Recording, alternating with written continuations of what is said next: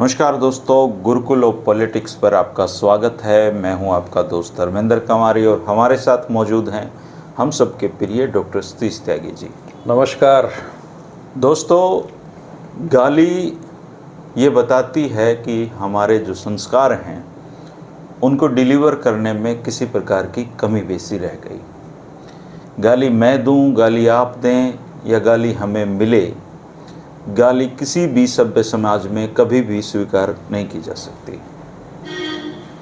प्रधानमंत्री मोदी जी को गाली दी जाए या मोदी जी के समर्थक या मोदी जी द्वारा किसी को भी दी जाए तो वो भी स्वीकार नहीं की जा सकती।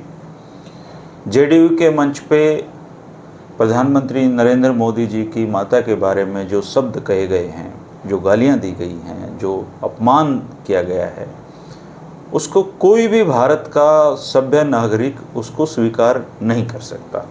उसकी जितनी निंदा की जाए उतनी कम है। गालियां समाज में कभी भी स्वीकार नहीं हो सकती हैं। लेकिन दोस्तों, भारत में राजनीतिक विरोधियों को गाली देने का चलन कब शुरू हुआ? भारत में राजनीतिक विचारधारा के नाम पे इतनी आक्रामक आईटी सेल किसने बनाई? किसने भरे मंचों से 50 करोड़ की गर्लफ्रेंड, दीदी ओ दीदी, पता नहीं क्या क्या नहीं कहा गया। अगर भारत के राजनीतिक परंपराओं को, राजनीतिक मान्यताओं को, राजनीतिक मर्यादाओं को अगर किसी ने तोड़ने का काम किया है तो वो ये संस्कारी पार्टी और इसके समर्थक ही शामिल हैं। क्या जो बीज इन्होंने बोए थे भारतीय राजनीति में, अब उसके अंकुरण के बाद उसके फल देने का समय आ गया है और कहा भी गया है कि बोए पेड़ बबूल के आम कहाँ से होए। कौन जिम्मेदार है दोस्तों इस संस्कृति के लिए और किसने ये शुरू किया था? आप ज़रूर इस पर कमेंट करके बताना और त्यागी जी से भी इस बारे में चर्चा करेंगे। डॉक्टर साहब जी, आप तो खैर उस प्रदेश से आते हैं जिसमें लड़ाई में भी आप ही कहा जाता है, दो नहीं कहते। हम हरियाणा में थोड़ा अलग कल्चर है, हम तुम पे बहुत जल्दी आ जाते हैं। लेकिन फिर भी जैसे बचपन से मैं देखता आया हूँ, चौटाला साहब को, देवीलाल जी को, भजनलाल जी को, राजनीतिक तंज वो बहुत कसा करते एक दूसरे पे, लेकिन गालियाँ कभी नहीं दी उन्होंने। इवन जो कार्यकर्ता होते थे पार्टियों के, वो भी गालियाँ वालियाँ नहीं देते थे। लेकिन 2014 में जब भारतीय जनता पार्टी की सरकार बनी और प्रधानमंत्री नरेंद्र मोदी जी बने, तब एक शब्द चर्चा में आया और वो शब्द आईटी सेल का है। आपकी बात पसंद नहीं आई और आपको 4 लोग आके नीचे गाली दे गए। हमारे तो भरे पड़े हैं सर इसमें। अगर उम्र के लिहाज से देखा जाए तो आप बहुत सारे तो पिता से भी बड़े होंगे, लेकिन गालियां यहाँ पे कमेंट में खूब भरी पड़ी हैं। कौन है ये लोग? ये गाली देने का कल्चर किसने शुरू किया? और अब जब इसका फल भुगतने का समय आ गया है तो फिर पीड़ाएं क्यों हो रही हैं सर? फिर क्यों इतना क्रंदन मचा हुआ है? सोचा है कभी इस बारे में? देखिए, अब इतना बड़ा मौका आ गया इस समय, तो गाली पे हमारी राष्ट्रीय बहस का समय आ गया है कि हम गाली पर संवाद करें और विशेष सत्र बुला के संसद का और विधानसभाओं का उस पर गाली को ही विषय बना के चर्चा होनी चाहिए। इसमें गाली इतनी महत्वपूर्ण चीज़ हो गई।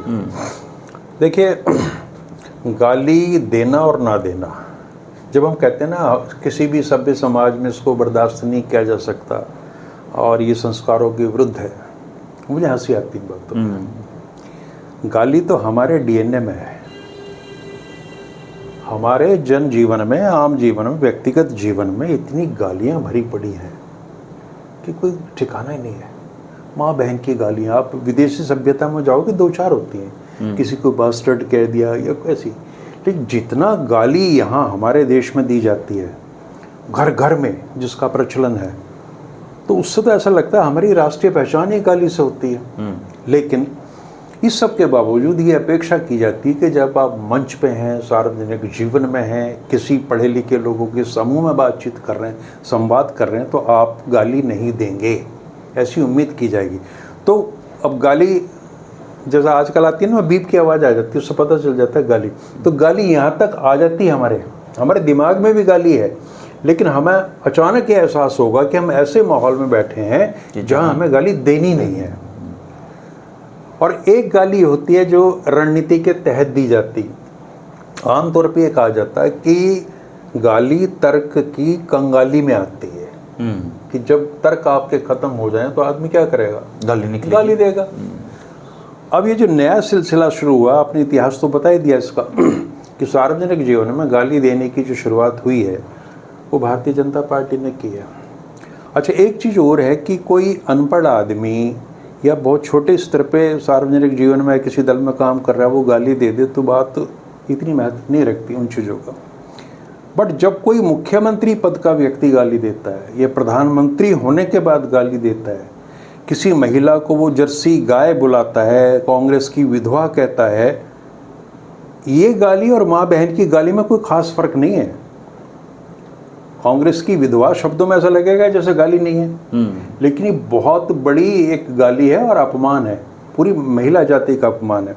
तो यहाँ अब हम एक ऐसे प्रधानमंत्री को हमने देखा है जो खुद को ही शिकायत कर रहा है कि कांग्रेस के लोग मुझे गाली देते हैं। और आप उनके एक वीडियो देखिए, उन्होंने बताया कि मुझे ये कहा, मुझे वो कहा, मुझे ये कहा, फिर रुक गए, फिर शुरू करा, मुझे ये कहा, मुझे वो कहा, मुझे वो कहा, और मुझे तो कई कई किलो गालियाँ दी जाती हैं, उन्होंने तोल भी रखी हैं।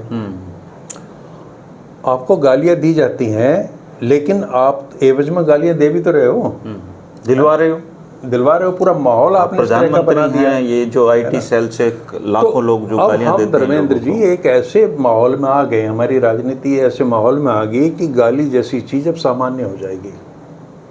शुरुआत इसकी नो डाउट 2014 से ही शुरू हुई है।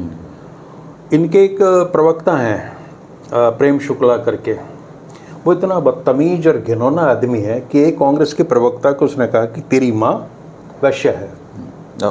टीवी डिबेट में बोल रहा है। ये संस्कार कहाँ से आते हैं? और प्रधानमंत्री के मैंने जिक्र किया, और भी कई आपको आप तो वो शब्द भी नहीं बोल पाए जो एक्जैक्टली उसने बोला है। नहीं बोला जा सकता वो, है ना।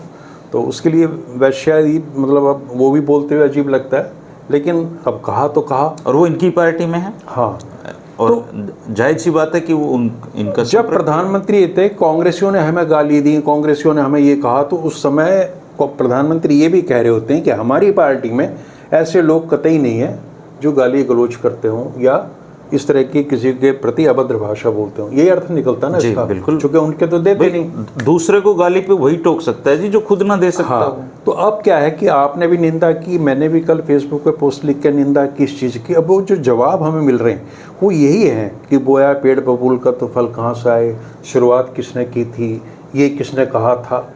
यानी अब ये चीज मतलब लोग निंदा तो कर रहे हैं, चलो कर दी हमने निंदा, एक उसकी आलोचना कर दी, बट भैया इसकी शुरुआत किसने की थी? तो सार्वजनिक जीवन में ये शुरुआत आपने की है। और उससे भी पहले, गाली से पहले एक गोली चली थी 1948 में। वो गाली का यांत्रिक रूप है, एक विस्फोट है।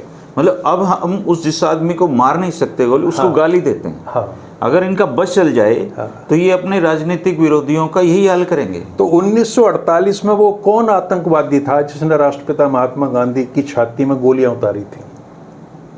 वो तो गाली से भी ऊपर की बात थी। अब आप उसमें कहो जी बड़ा संस्कारी था, उसने पहले गांधी जी के पैर छुए, उसके बाद गोली मार दी। तो ये परंपरा कहाँ से? पहले मैंने ये देखा कांग्रेस पार्टी के अंदर नेता जो थे उस स्तर के वो गालियाँ नहीं देते थे। और मोदी जी बराबरी कर रहे हैं पंडित जवाहरलाल नेहरू से, तो नेहरू ने तो कभी शिकायत नहीं, गालियाँ तो उनको भी बहुत मिली हैं, दुनिया भर की मिली हैं, पर ये तब ये कल्चर नहीं था कि वायरल होने वाला। अब जो कल वाली जो इंसिडेंट हुई है, इसमें अभी सूचना ये आ रही है कि जो व्यक्ति पकड़ा गया है वो धर्म तो उसका मुसलमान है, मुस्लिम धर्म का है, कोई रिजवान क्या है, बट वो है भारतीय जनता पार्टी का कार्यकर्ता। हाँ, उसके फोटो आने लगे हैं मंत्रियों के साथ में कि ये भाजपा का कार्यकर्ता है। अपने लोगों से दिलवा दो हैं। हाँ, फिर ये और उसके बाद में एक पैरेलल ये खड़ा हुआ कि ये कांग्रेस का नेता है। नेता होता तो वो है ही कुछ नहीं, कोई होगा छोट भैया टाइप का नेता, वो कार्यकर्ता वो मंच पर पहुंच गया। तो अब दोनों पार्टियों के बीच अब ये बहस छिड़ गई कि वो कांग्रेसी था या भाजपा ही था।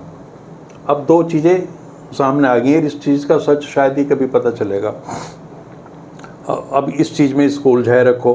और अब उसके बाद की जो आप देखिए ना, जो टूल किट काम करता है, जब आज मैंने सुबह देखा कि तमाम केंद्रीय मंत्री कह रहे हैं राहुल गांधी माफ़ी मांगे, राहुल गांधी पे FIR हो गई हैं। तमाम प्रदेशों के मुख्यमंत्रियों ने कहा कि ये सारी तैयारी, ऐसा लगता है कि पहले से ही तैयारी चल रही थी इस चीज़ की।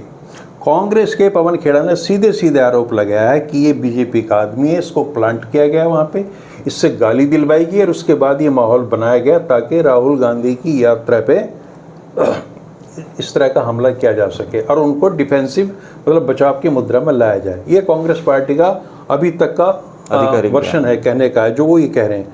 अब भारतीय जनता पार्टी सिद्ध करे, अब भाई सरकार में नीतीश कुमार की है, आप उस बंदे को पकड़ो और ये बताओ। पवन खेड़ा ने तो यहाँ तक पूछा कि हमारी जिज्ञासा ये जानने में कि हमें बताया जाए कि है कौन। अब अगर आपने इसका दूध का दूध पानी का पानी करना है तो ये उस बिहार सरकार की जिम्मेवारी है कि उस व्यक्ति को जब उसको आइडेंटिफाई कर लिया है, उसके क्रेडेंशियल्स क्या हैं, वो किस पार्टी से जुड़ा हुआ है, कहाँ किस पार्टी का कार्यकर्ता है, क्या उसकी बैकग्राउंड है, वो देश को बताए। ये तो एक लीगल या जो कार्रवाई हो सकती है वो है। अब रही बात, अगर आप बहुत गंभीरता में जाएंगे कि भी सार्वजनिक जीवन में ये सारी चीज़ें हो रही हैं, तो अब चूँकि आपने शुरुआत की है तो वो लोग जो आपकी आलोचना भी कर रहे हैं इन चीज़ों की, गलत बता रहे हैं, वो भी आपसे सवाल तो कर ही रहे हैं कि भैया ये शुरुआत किसने की थी। किसने की?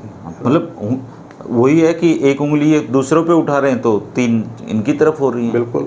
अब ये तो तय करना पड़ेगा भाई, अब गोडसे की संतान और गांधी की संतान में फ़र्क तो होना चाहिए, है ना।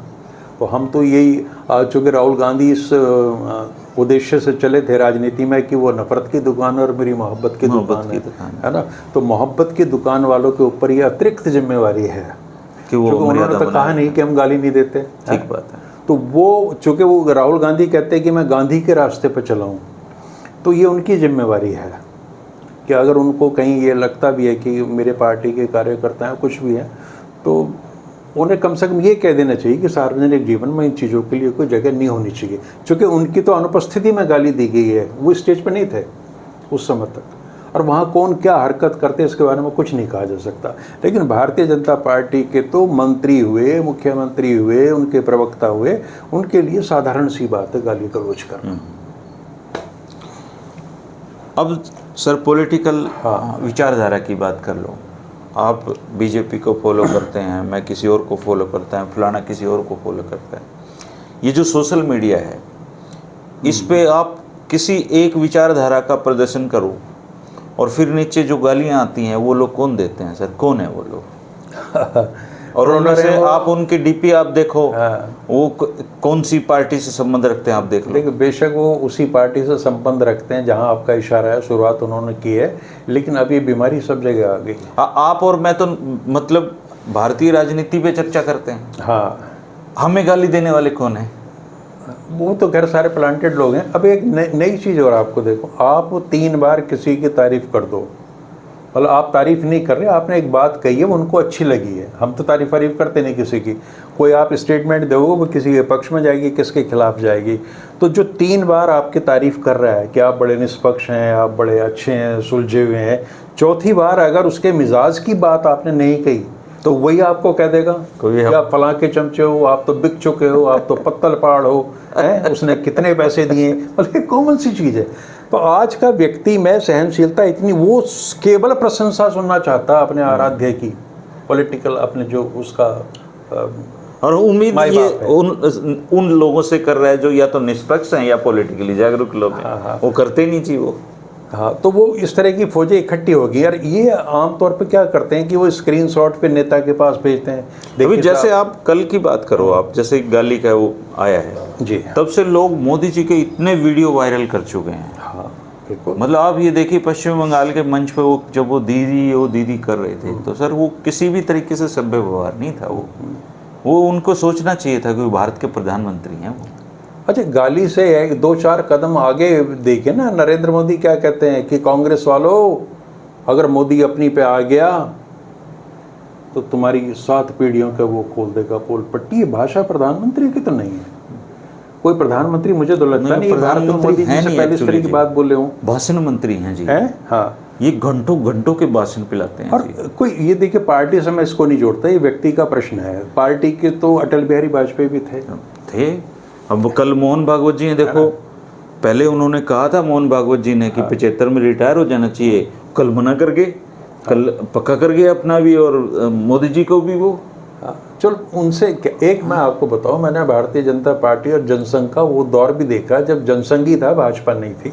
उस समय जो इनके कार्यकर्ता होते थे वो वास्तव में बड़े सुसंस्कृत और सुसभ्य आचरण करते थे, गाली गलौज नहीं करते थे वो, चूंकि उन्हें ये पता था कि वो पता नहीं कभी जीवन में सत्ता में आएंगे कि नहीं आएंगे। अब इनको ये नहीं लगता कि हम कभी जाएंगे कि नहीं जाएंगे। उनको कभी सत्ता स्वप्न में नहीं दिखती थी, और वो उस समय समाज को जोड़ने के काम में लगे हुए थे, या हिंदुत्व की जो अपनी विचारधारा थी उसको फैला रहे थे, और कुछ राष्ट्रीय आंदोलन का प्रभाव था और लोगों में थोड़ी मर्यादाएं थी। तो मैंने तो जनसंघ के ऐसे ऐसे कार्यकर्ता देखे जो वास्तव में बड़ी अच्छी भाषा बोलते थे और उनके अंदर क्रोध भी नहीं था। ये क्रोध का, आक्रोश का, नफरत का जो एलिमेंट भाजपा में आया है, इसकी चिंता मेरी समझिए भाजपा को और संघ को करनी चाहिए, किसी और को तो करने से कोई फर्क नहीं पड़ता कि वो इस पार्टी को कहाँ ले आए हैं उठा के, ठीक है। और वो ऐसे ऐसे लोगों को शेल्टर देते हैं यहाँ। अब आप देखिए ना कि कपिल मिश्रा क्या मोदी जी का गुणगान कर रहे थे उनके चरित्र का विधानसभा में। मंत्री हैं इनकी सरकार में, वो देखो ना आज कहाँ बैठे हैं वो। तो जिसने मतलब कांग्रेस के रूप में रहते हुए जब किसी और पार्टी जो में छटे हुए बदमाश थे ना जी, बिल्कुल वो सारे मंत्री हैं। हाँ, और अनुराग ठाकुर की भाषा देख लीजिए आप, प्रवेश वर्मा की भाषा देख लीजिएगा, गोली मारो। और इस स्तर पे जब लोग थोड़ी कड़वी बात भी करते हैं तो गाली की ही श्रेणी में आती है। सार्वजनिक जीवन में भैया आपको बहुत संभल कर बोलना पड़ता है सारी चीज़ों का। अगर आप इन चीज़ों का ध्यान नहीं रखते तो आप सार्वजनिक जीवन में रहने के लायक ही नहीं है। गालियाँ आपको और मुझे नहीं आती क्या? सबको आती हैं जी, बाई ट्रेनिंग है, हमारे अंदर है, लेकिन हम देते हैं क्या? देते नहीं है? और आप ये देखिए, आपका जीवन सीधा साधा चल रहा है और सामने से आपको कोई गाली दे रहा है, उस पर संयम रखना सर, बिल्कुल वो बड़ा मतलब वो दोहरी जिम्मेदारी है। मान लो किसी को कोई गालियाँ नहीं दे रहा तो उसको क्या फर्क पड़ता है जी, लेकिन कोई गाली दे और बदले में आप रिएक्ट ना करें, ये एक प्रकार की हिंसा है। और इस देश में बुद्ध ने और महावीर ने अहिंसा का प्रयोग बात की, बहुत बड़ा महत्व दिया। क्यों दिया? क्योंकि उस समय हिंसा थी। हमारे समाज में कभी भी अहिंसा का बोलबाला नहीं रहा, हिंसा का ही रहा है, हिंसा का ही रहा है। और हमारे यहाँ तो आप देखें, हमारे जितने देवी देवता हैं वो आपको बिना हथियार के नहीं मिलेंगे, उनके पास वेपन्स हैं। और पौराणिक कथाओं में आप जाओगे तो पता नहीं क्या क्या चीज़ें देखने को मिल जाएंगी आपको उस तरह की। तो ये कहीं ना कहीं हमारी पूरे सिस्टम में शुरू से चीज़ें रही हैं। अब लेकिन अब वक्त आ गया कि आप एक सिविलाइज सोसाइटी में हैं तो उस हिसाब से आपको व्यवहार करना आना चाहिए। लेकिन जब हम चर्चा यही हो रही है दोस्तों कि जब हम ऐसी संस्कृति को जन्म देंगे, खुद जन्मदाता हैं हम, तो फिर हम उससे बच नहीं पाएंगे। वो एक शेर भी है सर, शायद आपको आता होगा कि घर दूसरों के जलेंगे तो जद में आपके भी आएंगे। है ना? तो जब इन वाले पे आंच लगती है तो तकलीफ होती है सर इनको, जबकि दूसरों के तो बहुत पहले से जला रखे। पहले कहा ये खुद इस पर चिंतन करें। जो पंडित दीनदयाल उपाध्याय थे, आप उस व्यक्ति का चेहरा देखो, आप सोच ही नहीं सकते इनके 5 किलोमीटर के दायरे में गाली जैसी भी चीज़ होगी। श्यामा प्रसाद मुखर्जी गाली नहीं देंगे, दीनदयाल उपाध्याय गाली नहीं देंगे, डॉक्टर बलिराम हेडगेवार गाली नहीं देंगे, पर उनको मानने वाले पूरी परंपरा है। और संघ तो अपनी इस संस्कृत निष्ठ सुसभ्य भाषा के लिए जाना जाता है वहाँ पे। लेकिन वही है कि जब व्यक्ति का, जो मैंने कहा, जब तर्क खत्म हो जाते हैं तो वहाँ से गाली की उत्पत्ति होनी शुरू हो जाती है। आप एक बौद्धिक स्तर पे किसी चीज़ को कोई तर्क नहीं दे पा रहे, उसको परास्त नहीं कर पा रहे, तो आपके अंदर जो छटपटाहट होती है जीतने की किसी भी तरीके से, तो आप गाली पे और हिंसा पे उतर आते हैं। आज भारतीय जनता पार्टी का समूचा अभियान इसी चीज़ पर निर्भर है। या तो आप उनकी बात मानिए, नहीं तो वो आपको गाली देंगे। आप किसी को देशद्रोही कहते हैं, इससे बड़ी गाली कौन सी? हालांकि इसमें कोई अश्लील तत्व नहीं है। ऐसे ऐसे शब्द लेके आए हैं सर ये, देशद्रोही, लिब्रांडो इनका दिया हुआ शब्द। कांग्रेसी नहीं, कांग्रेसी। अच्छा, लिबरल होना, उदार होना, ये तो अच्छी बात है। और रोते वो जल्दी, मतलब तुम सारा दिन गालियां लोगों को निकालते हो, अगर बदले में तुम्हें मिल रही है तो संयम रखो तुम। देखिए, इनको मैं बताऊँ ना, महात्मा बुद्ध के बारे में एक कथा प्रचलित है कि जब बुद्ध आए तो उनका विरोध बहुत हुआ पूरे समाज में, चूँकि नई बातें बता रहे थे क्रांतिकारी विचार के साथ। तो वो एक गांव से गुजर रहे थे, तो लोगों ने उन्हें गालियाँ देनी शुरू करी और वो खड़े रहे एक जगह। फिर और लोग आगे, उन्होंने गालियाँ दी और वो मुस्कुराते रहे सिर्फ। तो उन्होंने कहा, बड़ा ढीठ आदमी, हम इतनी गालियाँ दे रहे हैं, तेरे साथ इतनी बदतमीजी कर रहे हैं और तू यहाँ से जा नहीं रहा। बोला, मैं ये चाहता हूँ कि आपके अंदर जितनी गालियाँ हैं, जितना गुस्सा है, जितनी हिंसा, वो आप मेरे ऊपर निकाल दो ताकि आपके अंदर शेष ही नहीं रहे। सोच के देखिए क्या चिंतन है वो। तो महात्मा बुद्ध और महावीर की परंपरा से गांधी आते हैं और उस व्यक्ति को जो उस परंपरा से आ रहा है, उसके भौतिक अस्तित्व को मिटाने वाला कौन था आदमी? गांधी और गोडसे में एक मूल अंतर है सर। गोडसे होना आसान है सर, कोई भी बन आसान सकता है। गांधी होना बहुत मुश्किल है सर। तो अब गांधी पॉलिटिकल व्यक्ति थे, नो डाउट, वो उससे ज़्यादा मॉरल व्यक्ति थे। मॉरल व्यक्ति थे। तो और उस नैतिकता को आप स्पर्श कर नहीं पाते। जब नहीं कर पाते तो आपके अंदर एक खींच उत्पन्न होती है कि मैं उस जैसा नहीं बन सकता। भाई सब कुछ है हमारे पास, लेकिन मैं उसे खत्म कर दूंगा। सब कुछ है, लेकिन हम फिर भी लोग हमें उनसे नीचा मानते हैं, मैं उसको खत्म कर दूंगा, मानते हैं। तो आप मतलब अगर प्रयास करेंगे तो हो सकता है बहुत बड़े गांधी ना बने, छोटे मोटे गांधी बन जाए, लेकिन आपने रास्ता ही दूसरा अडॉप्ट किया। सर छोटे मोटे खान अब्दुल गफ्फार खान छोटे मोटे गांधी थे। हाँ, अब ये सीमांत गांधी कहा गया। बिल्कुल ऐसे आपको हर 100-150 किलोमीटर के एरिया में ये कहता हुआ मिल जाएगा, फला गांधी। हाँ, ये उस प्रदेश का गांधी है, क्योंकि वो गांधी के मूल्यों की बात करते थे, है ना। और आप ये देखिए कि उसको लगातार मतलब वर्षों से बदनाम किया जा रहा है। तब भी मतलब जैसे जैसे समय बीत रहा है, लोग गांधी को प्रासंगिक मानने लगे हैं जी। और ये देखिए, धर्म का मतलब ही करुणा है, उदारता है सारी की सारी। इन तत्वों ने क्या चीज़ें पैदा की हैं। आप अब भगवान भोले शंकर का नाम लेते हैं, हर हर महादेव, कितना अच्छा लगता। लेकिन जब इसकी आप स्वर बदल दोगे, इसका हाथ उठा के कहोगे हर हर महादेव, इसके अंदर एक नई चीज आ रही है, टोन का फर्क है। और इन्होंने जो हमारी जो आस्था और धर्म से जुड़े हुए नारे थे, उनमें भी एक आक्रामकता पैदा कर दी है। अब आपने देखा, अब गाड़ियों के पीछे हनुमान जी का एक गुस्से वाली तस्वीर लगी हुई है। पहले हनुमान जी इतने शांत हनुमान जी थे, अब ये गुस्सा हमारे अंदर का रिफ्लेक्ट कर रहा है। आप इनका राम देख लीजिए, जो इनके राम है वो तो हर समय मूड में है, तीर उर लगा के। और ये उदाहरण भी क्या देते हैं कि जब सागर के सामने रामचंद्र जी आए, उन्होंने कहा कि तू सूख जा, और वो नहीं मानी उसने बात, तो उन्होंने तीर निकाला। इस पे ये प्रसन्न होते हैं। अच्छा, अंदर बहादुरी। हमारे राम शांति के राम है, हमारे राम प्रेम के राम है। राम तो थे ही शांति के आदमी। हमारे राम मतलब शांत हो जाना है हमारे राम का। तो फर्क है जी राम। जिस मर्यादा पुरुषोत्तम के आप वंशज होने का दावा करते हो, उन्होंने तो कभी रावण को भी गाली नहीं दी। नहीं दी जी। वो इवन जब कहते हैं कि रावण जब उनको तीर लग गया, तो उन्होंने लक्ष्मण को कहा कि इनसे ज्ञान प्राप्त करो। हाँ। लक्ष्मण उनके सिर की तरफ खड़े हो गए, तो उन्होंने कहा, उन्होंने ज्ञान नहीं दिया उनको। तो भगवान श्री राम ने कहा कि पाँव की तरफ, जिससे ज्ञान ग्रहण करना चाहते हो, आदर के साथ ग्रहण करो, सम्मान के साथ ग्रहण करो। मतलब उस हिंदू संस्कृति की जब ये लोग बात करते हैं ना सर, ये जानते भी नहीं हिंदू संस्कृति सनातन के बारे में। ये जो मतलब अधकचरा ज्ञान ऐसा हो गया है, गाली हमारे मतलब हमारे कल्चर का हिस्सा नहीं है जी। ज्ञान के तो ये शत्रु हैं, ज्ञान से इनका कोई लेना देना नहीं। ज्ञान से तो सर, कल एक किसी ने चुटकुला डाल रखा था कोई वो फेसबुक पे कि 11 साल में चीन ने तो सुपरसोनिक फाइटर जेट बना लिया है, और हम 11 साल से एक आदमी की डिग्री मांग रहे हैं। ये तो मतलब हमारे देश का हाल है जी। यहाँ तो तरह तरह की व्याख्या होते हैं ना। एक और मैं देख रहा था, उसमें एक नेताजी कह रहे थे कि पुल गिरा नहीं है, बैठा है, बैठ गया जी। तो आप इस ढंग से सोचिए। हाँ, मतलब पुल है, वो ऐसे बैठ गया, वो गिरा नहीं है, उसको गिरना नहीं कहेंगे। तो अब ये है कि राहुल गांधी से माफी मांगे, तो मुझे तो लगता नहीं कि राहुल को माफी मांग लेनी चाहिए। राहुल को माफी मांग लेनी चाहिए। उसको देश से ये कहना चाहिए, भाई अगर बीजेपी का भी कार्यकर्ता कोई गाली दे रहा है, बीजेपी कल्चर का आदमी, बीजेपी IT सेल का, तो ये गलती मेरी है, उनको माफी भी मांग लेनी चाहिए। माफी मांगने वाला तो आदमी बड़ा होता है जी, ये तो मांगेंगे नहीं। आजकल उनका मोड बदल गया, बहुत आक्रामक हो रहे हैं राहुल गांधी। लग तो रहा है जी।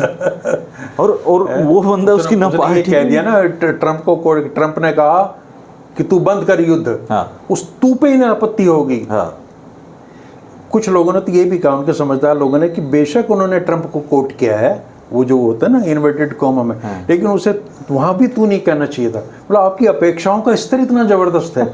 एक्चुअली क्या है सर, ये तो जिसको भगवान मानते हैं उसको तो मतलब इनको लगता है कि कोई इनके बारे में कोई आलोचना कर कैसे सकता है। आप ये बताओ ना, अब मोदी जी कह रहे हैं बराक ओबामा से मेरी तू तड़ाक थी, हाँ तो आप अपने समकक्ष एक राष्ट्रपति से तू तड़ाक करते हैं, वो तो इन्होंने माना है, उसके बाद हो सकता है आगे पीछे कुछ मैं और तो भी सच करते बताऊं, हों। मैं दिवाली को लेकर चिंतित हूँ। हाँ। पिछले 10 साल से मैं दिवाली पे चाइनीज लड़ियों का बहिष्कार करते हैं जी हम, क्योंकि वो चीन में बनी है। तो अब तो अमेरिका वाले भी करना पड़ेगा। अब पता नहीं क्या करना पड़ेगा, अब चाइना वाली करनी है कि नहीं करनी। हाँ, और अशोका यूनिवर्सिटी में प्रतिबंध लगा दी ना, कोका कोला वहाँ नहीं मिलेगा और ये मैकडोनल्ड की चीज़ें नहीं वो मिलेगी। प्रोफेसर अशोका यूनिवर्सिटी के ही थे। हाँ हाँ, तो ये चीज़ें बंद हो जाएंगी। चीन का भी बहिष्कार करना है, फिर यहाँ का भी करना है। जिस देश से भी आपके संबंध खराब होंगे, हालांकि अमेरिका की जो कॉटन है हाँ, वो ड्यूटी फ्री है, मतलब उस पे वो तो आ गई है, हाँ। और आ जाएगी।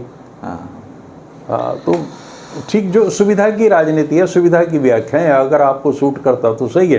हो सकता है भारतीय जनता पार्टी कह दे कि हमने अब तक जो गाली हमारे मंत्रियों ने दी वो गाली की श्रेणी में नहीं आती है ना, वो थोड़ा अलग थी। हाँ, और विपक्ष के लोग जो भी भाषा बोलेंगे वो गाली है। लेकिन दोस्तों, भारतीय जनता पार्टी अगर शुचिता की राजनीति चाहते हैं या देश में एक अच्छा कल्चर चाहते हैं, तो भारतीय जनता पार्टी के इन करोड़ों दोस्तों को भी ये मानना और सीखना होगा कि जो गालियां आप रोज़ाना अपने राजनीतिक विरोधियों को देते हैं, तो यकीन मानिए आप उनको उकसा रहे हो, आप उनको आमंत्रित कर रहे हो। ये कुदरत का नियम है कि आप किसी को प्रेम दोगे तो आपको प्रेम मिलेगा। अगर आप दुनिया में नफ़रतें फैला रहे हो तो दुनिया में नफ़रतें ही फैल रही हैं। आज पूरे विश्व का हाल देख लीजिए, कितने यहाँ पे बाढ़ आई हुई हैं, कितने युद्ध हो रहे हैं, कैसे कैसे राष्ट्र अध्यक्ष बन गए हैं, कैसी कैसी स्थितियाँ पैदा हो गई। ये इसका सबसे बड़ा कारण ये है कि हमने नफ़रतों की खेती शुरू कर दी है, और जब हम नफ़रत करेंगे तो उसमें प्रेम नहीं पनप सकता, और उसका पूरा नुकसान हमारी मानवता को, सभ्यता को होता है। गाली किसी भी समाज में स्वीकार्य नहीं है, नहीं तो हम ओपन कर देते, सब गालियाँ देते एक दूसरे को। छुप के यह आदमी इससे शर्मिंदा होता है, इसका मतलब ये ठीक नहीं है। तो आप लोग ये जो वॉल पे जा के गालियाँ देते हो लोगों की, आप समझो ये आपको रिटर्न होंगी सारी की सारी, ब्याज समेत देते हैं सृष्टि इसमें।